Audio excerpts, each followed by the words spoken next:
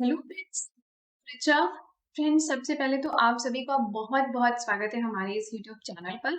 हम बात कर रहे थे बिजनेस एनवायरनमेंट के एलिमेंट। ठीक है, उन्हीं एलिमेंट को हम आगे देखते हुए चलेंगे। जैसे हम बात करेंगे पेस्टल एनालिसिस और बात करेंगे पोर्टर्स के 5 फोर्स मॉडल। ठीक है, तो जैसे हमने स्वॉट एनालिसिस, ईटॉप एनालिसिस, पेस्ट एनालिसिस, इन पे हमने पहले बात कर ली थी। ठीक है, हमारा अब रह जाता है पेस्ट एनालिसिस और 5 फोर्स मॉडल। तो देर किस बात की, स्टार्ट करते हैं पोर्टर्स के 5 फोर्स मॉडल। ठीक है, तो 5 फोर्स क्यों कहा गया, सबसे पहले तो इसको समझो कि पोर्टर्स के 5 फोर्स का मतलब क्या हो गया कि जो इंडस्ट्री है, जो मार्केट है, वहां पर कुछ फोर्सेस हैं जो कि अप्लाई होते हैं और एनवायरमेंट को, इंडस्ट्री को अफेक्ट डालते हैं। किस तरह से अफेक्ट डालते हैं इसको भी समझेंगे। तो इसको राइट डाउन कर लेते हैं कि 5 फोर्सेस कौन कौन से हैं।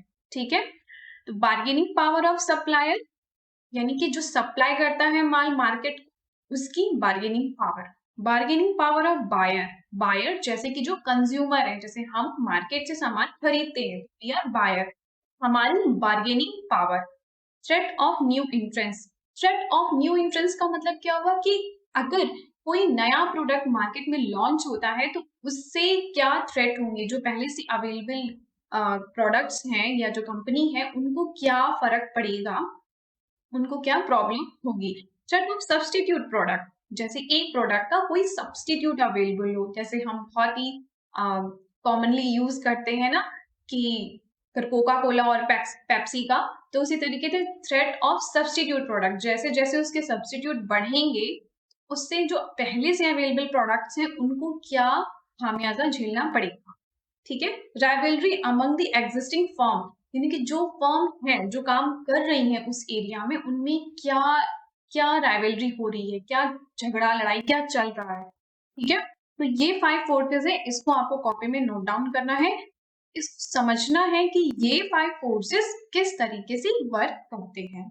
ठीक है, तो फर्स्ट देखते हैं क्या है bargaining power of supplier. Suppose जो सप्लायर है उसकी बार्गेनिंग पावर क्या है, बहुत हाई है, बहुत ज्यादा है, यानी कि वो ज्यादा बार्गेनिंग कर सकता है, मतलब अगर वो चाहे तो हाई प्राइस चार्ज कर सकता है। ठीक है, अब ऐसा किस कंडीशन में होगा, ऐसा तो तभी हो सकता है जब हम जो जो सप्लायर है जो वो बहुत ही कम हो।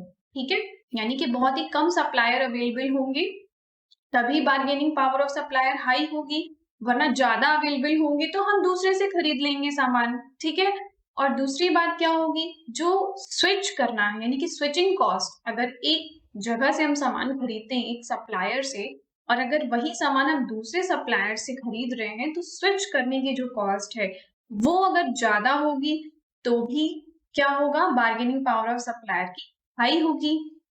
ठीक है, इसी तरीके से हमें ये देखना है कि जो सप्लायर है, यानी कि यहाँ पर हम उसको रख दें जिस कंपनी से हम सामान खरीद रहे हैं या फिर जो भी सप्लायर दे रहा है मार्केट में सामान, उसकी बार्गेनिंग पावर ज्यादा है, इसका मतलब है कि वो ज्यादा इंपॉर्टेंट हो गया यहाँ पर। बस इस बात को माइंड में रखना है और चीजों को समझ लेते हैं। तो concentration rivalry to the buyer industry, यहाँ पर कंसंट्रेशन राइवलरी, जब बायर होगा यानी कि हाई बायर होंगे, बायर्स ढेर सारे होंगे, तो यहाँ पे बायर कैसे होंगे, बहुत ज्यादा होंगे। अवेलेबिलिटी ऑफ सब्सटीट्यूट प्रोडक्ट कैसा होगा, सब्सटीट्यूट यहाँ पर कैसे होंगे, सब्सटीट्यूट यहाँ पर काफी लो होंगे, क्योंकि अगर ज्यादा सब्सटीट्यूट है तो bargaining power of supplier high होगी नहीं, हम फटाफट दूसरे पे स्विच कर जाएंगे।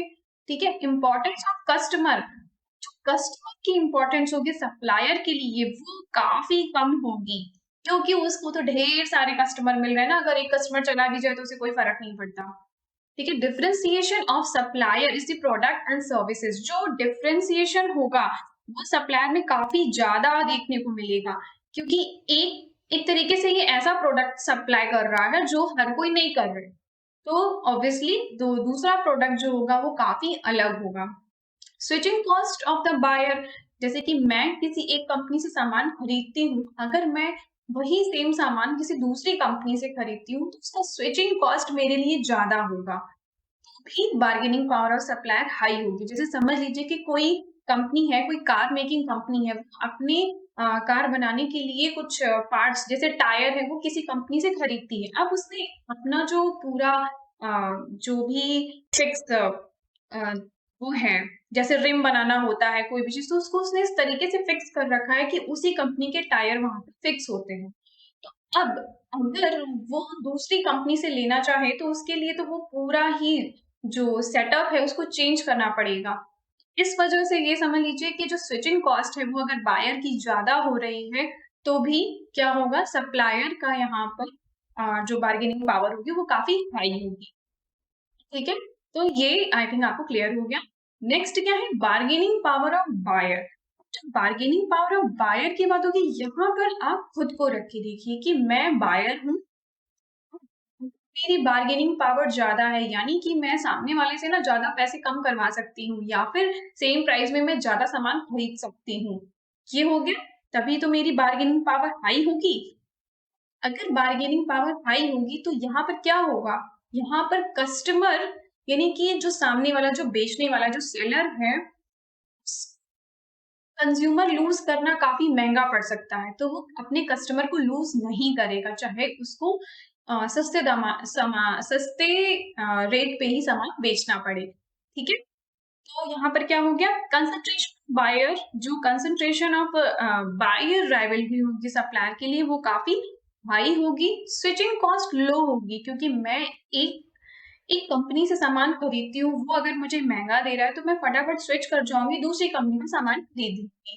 ठीक है, तो इसी वजह से वो क्या करेगा कि बायर को रोकने के लिए वो सस्ते रेट पे भी सामान बेचेगा।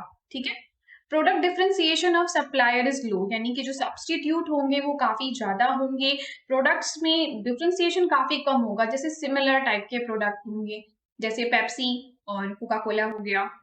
ठीक है, सपोज इसकी हमें सोप खरीदना है, तो सोप के तो काफी सारे ब्रांड हैं, अगर एक में हमें काफी हाई कॉस्ट लग रही है तो फटाफट से स्विच कर जाएंगे, दूसरी कंपनी का सोप खरीद सकते हैं, थोड़ा सा माइन्यूट डिफरेंस आएगा।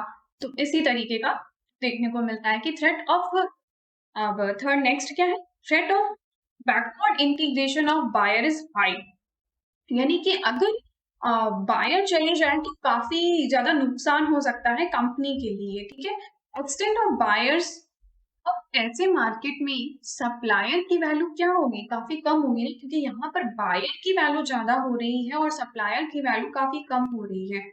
यहाँ पर क्या होगा, importance of suppliers in quality of buyers final product is low, यानी कि जो सप्लायर है उसके इनपुट, जो इनपुट प्रोवाइड कर रहा है उसकी वैल्यू क्या होगी, काफी कम होगी। नेक्स्ट क्या है, threat of new entrance. Threat of new entrance का मतलब क्या हो गया कि नए प्रोडक्ट आ जाएंगे, यानी कि जो भी मार्केट में अवेलेबल प्रोडक्ट्स हैं उन्हीं से सिमिलर एक कुछ नया प्रोडक्ट आ जाना। जैसे हम तो देख रहे हैं हर इंडस्ट्री में सब कुछ काफी कुछ नया आ रहा है, जैसे कि ऑनलाइन मार्केट में भी पहले अमेजोन, फ्लिपकार्ट, मिंत्रा होते थे, अब तो काफी सारी कंपनी है जो कि ऑनलाइन में आ रही है। क्या हो रहा है कि जैसे जैसे कंपनी नई आ रही है, नए नए लॉन्च हो रहे हैं, तो जो पहले से अवेलेबल प्रोडक्ट्स हैं उनको क्या क्या प्रॉब्लम होगी। तो threat of new entrance is high, अगर ज्यादा है यानी कि थ्रेट ज्यादा है, यानी कि इजिली कंपनी मार्केट में आ सकती है। अगर इजिली कंपनी मार्केट में आ सकती है, इसका मतलब क्या हो गया कि जो पहले से अवेलेबल जो कंपनी है वो कभी भी इकोनॉमी ऑफ स्केल को पहुंच पाना उनके लिए बहुत ही ज्यादा मुश्किल होगा, क्योंकि वो कंपटीशन को ही बीट करने के लिए अपना सारा दिमाग लगा देंगी, और आए दिन नई कंपनी जो लॉन्च होंगी वो नए ऑफर्स देंगी, नई चीजें देंगी, तो इसकी वजह से उनमें जो पहले से अवेलेबल कंपनी है उनमें इकोनॉमी ऑफ स्केल पहुंच पाना बहुत ही लो होगा। ठीक है, प्रोडक्ट डिफरेंशिएशन भी काफी लो होगा, जैसे नए नए प्रोडक्ट अगर आ रहे हैं तो वो सिमिलर टाइप के ही प्रोडक्ट आते हैं। जैसे आप मैगी का भी एग्जांपल देख लीजिए कि जो उससे सिमिलर प्रोडक्ट हैं तो वो काफी बिल्कुल वैसे ही पैकिंग देते हैं, वैसा ही टेस्ट देने की कोशिश करते हैं। ठीक है, कैपिटल रिक्वायरमेंट्स काफी यहाँ पर कैसा होगा, लो होगा, क्योंकि चीपर रेट है तभी तो जल्दी जल्दी कंपनीज आ रही हैं उस मार्केट में। स्विचिंग कॉस्ट, ऑब्वियसली कस्टमर के लिए स्विचिंग कॉस्ट भी लो होगा, तभी तो वो नई कंपनीज के प्रोडक्ट खरीदेगा। जैसे कि अब देखिए ऑनलाइन प्रोडक्ट्स होते हैं तो उसमें क्या हुआ, अगर मुझे मिंत्रा से सामान खरीदना हो या फिर फ्लिपकार्ट से खरीदना हो तो मैं फटाफट सर्च कर लूंगी, देखूंगी अच्छा अमेजोन पे इतने का है, फ्लिपकार्ट पे इतने का है, मिंत्रा पे इतने का है, तो ठीक है, मेरे लिए स्विचिंग कॉस्ट तो कुछ है नहीं, तो मैं कहीं से भी ले लूंगी। तो स्विचिंग कॉस्ट अगर लो है तो तभी वहां पर नो एंट्रेंस हो सकता है प्रोडक्ट का। ठीक है, incumbents control of distribution channel is low, incumbents property knowledge is low. यहाँ पर क्या है कि नए प्रोडक्ट इजिली आ सकते हैं मार्केट में। इसका मतलब क्या है कि जो कंट्रोल होगा मार्केट पे, जो भी पहले से अवेलेबल कंट्री, वो काफी लो होगा। ठीक है, इनकम्बेंट का मतलब ये होता है ना कि जिसपे किसी का प्रॉपर अधिकार हो। जब मोनोपोली होती है तो वहां पर क्या होता है, ज्यादातर पूरा मोनोपोली का मतलब क्या होगा कि हमें डिस्ट्रीब्यूशन चैनल पर, प्रोडक्ट पर, हर एक चीज पे उनका अपना अधिकार होता है। बट जब नए प्रोडक्ट्स आ सकते हैं मार्केट में तो इसका मतलब क्या हो गया कि यहाँ पर जो इनोवेशन है वो काफी लो होगा, चाहे वो डिस्ट्रीब्यूशन चैनल हो, किसी फिक्स प्रॉपर्टी की नॉलेज हो, यानी इजिली अवेलेबल होगी वो knowledge, access of raw material हो, या फिर गवर्नमेंट की सब्सिडीज हो। ठीक है, तो ऐसी चीजें होंगी वहां पर। नेक्स्ट है थ्रेट ऑफ सब्सटीट्यूट प्रोडक्ट्स। जो सब्सटीट्यूट प्रोडक्ट्स हैं, यानी कि एक के ही जैसे थोड़े सिमिलर टाइप के प्रोडक्ट, तो जहां पर सब्सटीट्यूट ज्यादा होंगे वहां पर थ्रेट क्या होगा, ज्यादा होगा, यानी कि थ्रेट ऑफ सब्सटीट्यूट हाई। अब हाई कब होगा, जब उसके सिमिलर टाइप के ही प्रोडक्ट ज्यादा होंगे मार्केट में। ठीक है, rivalry among the existing firm. अगर एग्जिस्टिंग फर्म के अंदर क्या है, राइवलरी बहुत ज्यादा है, यानी कि बहुत ज्यादा उनके अंदर कंपटीशन है, तो फिर क्या होगा, जो कॉम्पिटिटर्स हैं वो कैसे हैं, बहुत ही ज्यादा हैं। ठीक है, और कैसा, इंडस्ट्री का ग्रोथ रेट वहां पर लो होगा। बट ऐसा क्यों हो रहा है कि कंपनी में कंपटीशन बहुत ज्यादा है फिर भी वो मार्केट से नहीं जा रही हैं? उसका मतलब ये हो सकता है कि वहां पर उनकी जो फिक्स कॉस्ट है वो काफी हाई उन्होंने बियर की होगी। ठीक है, उनकी स्टोरेज कॉस्ट भी काफी ज्यादा होगी, इसीलिए तो वो नहीं जा रहे हैं और कंपटीशन करके बेटर बनाने की या फिर कुछ भी करने की ऐसी कोशिश कर रहे हैं। प्रोडक्ट डिफरेंशिएशन कैसा होगा, काफी लो होगा। प्रोडक्ट में डिफरेंशिएशन आपको देखने को ज्यादा नहीं मिलेगा, तभी उनमें राइवलरी हो रही है। ठीक है, और कंज्यूमर के लिए जो स्विचिंग कॉस्ट होगी वो काफी लो होगी। कंज्यूमर एक प्रोडक्ट से दूसरे एक कंपनी के प्रोडक्ट पे इजीली स्विच कर सकता है। एग्जिट बैरियर काफी हाई है, वो बाहर नहीं निकल पा रहे हैं, तभी उसमें जो है राइवलरी होती जा रही है।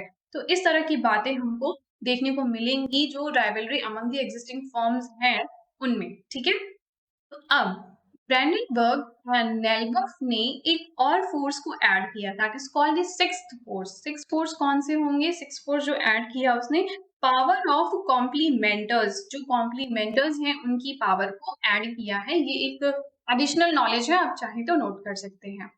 एक और चीज हमने पढ़ी कि क्रिटिकल सक्सेस फैक्टर एनालिसिस क्या होता है, इसको जान लेते हैं। तो क्रिटिकल सक्सेस फैक्टर एनालिसिस दिया था जॉन एफ रेकॉर्ड ने। ठीक है, इसको नोट डाउन कर लीजिए।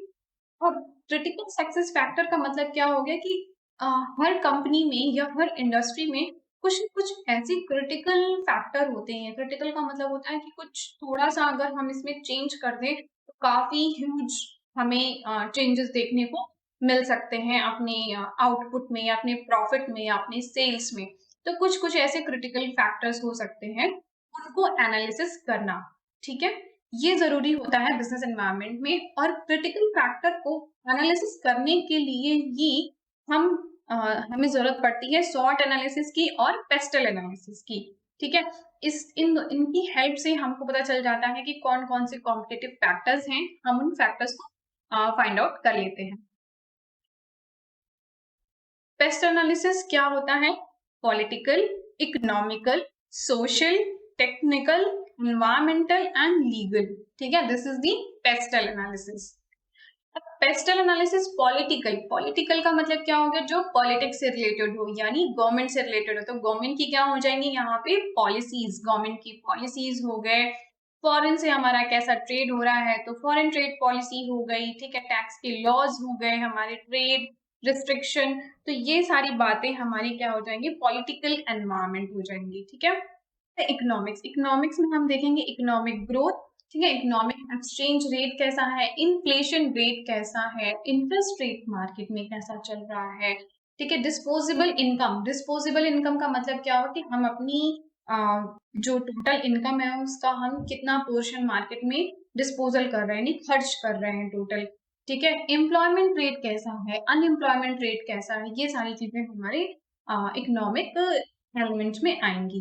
ठीक है, देन है next social environment. Social environment क्या हो सकता है? सोशल चीजें जैसे कि सोसाइटी से रिलेटेड हो सकती हैं चीजें, जहां पर हमारा आता है population growth rate, age, career, attitude, safety, emphasise health. ठीक है, ये सारी चीजें जो हमारा एटीट्यूड है, हमारी लाइफस्टाइल है, हमारा कल्चर है, ये सारी चीजें जो हमारी सोसाइटी से रिलेटेड है, that is all about the social. ठीक है, and the T is for the technological environment. Technological जो टेक्नोलॉजी से रिलेटेड हो, टेक्नोलॉजी इंसेंटिव हो सकते हैं, लेवल ऑफ इनोवेशन, जैसे मार्केट में जब कोई भी चीज नहीं आती है तो कितना लेवल ऑफ इनोवेशन, मतलब कितना इनोवेशन हो रहा है, और उसका एडॉप्शन भी, कि हम उसको कितना प्रॉपरली अडॉप्ट कर रहे हैं उस एनवायरमेंट में, वो भी हमारा टेक्नोलॉजिकल एनवायरमेंट का ही पार्ट है। ठीक है, रिसर्च एंड डेवलपमेंट एक्टिविटी कैसी चल रही है। ठीक है, टेक्नोलॉजिकल अवेयरनेस, हमें मार्केट में जो नए प्रोडक्ट आए हैं, जो नई टेक्नोलॉजी आई है, उसके बारे में हमें नॉलेज कितनी है उस मार्केट के लोगों को। तो this is all about the technological environment. And then आता है हमारा जो हमारा क्लाइमेट है, वेदर है, एनवायरमेंट से रिलेटेड बात होती है यहाँ पर। तो यहाँ पे weather, climate, environment, environmental policies changes, जो भी ये सारी बातें हैं, ये यहाँ पर आएंगी। एंड यहाँ पर हमारा लीगल एनवायरमेंट, लीगल जो भी हमारे एक्ट्स होते हैं, जो लॉज होते हैं, डिस्क्रिमिनेशन लॉ हो गया, ठीक है, जैसे सेल्स ऑफ गुड्स एक्ट हो गया, जो भी एक्ट्स, जो भी लॉज होते हैं हमारे ट्रेड को करने के लिए, किसी बिजनेस को चलाने के लिए, वो सारी ही चीजें यहाँ पर लॉज में आ जाएंगी। ठीक है, तो ये था हमारा पेस्टल एनालिसिस। तो फ्रेंड्स, हमने जो है pastel analysis, paste analysis, potters के 5 पोस्ट मॉडल, शॉर्ट एनालिसिस, इन सभी चीजों को डिटेल में कवर कर लिया है, अच्छे से समझ लिया है। बिल्कुल भी कोई भी क्वेश्चन हमारा एग्जाम में मिस नहीं होने वाला है।